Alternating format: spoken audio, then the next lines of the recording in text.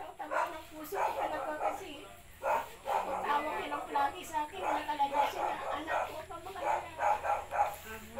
Dito kami, hindi ka namin kababayaan.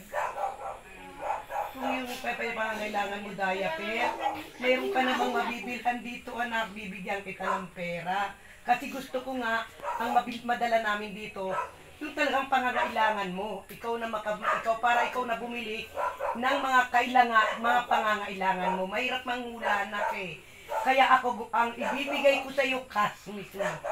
Para ikaw ang nakakaalam kung ano mga pangangailangan mo, kung ano maintenance mo. Yun ang pinaka-importante sa atin eh, di ba? Kaya ang ibibigay ko sa iyo na wala kaming bit-bit kundi cash money para ikaw ang magbabudget anak. Tapos chat mo lang ako pag wala na.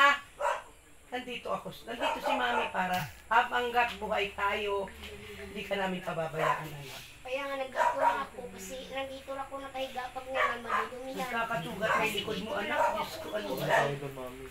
At saka tinatapon ko na lang po yung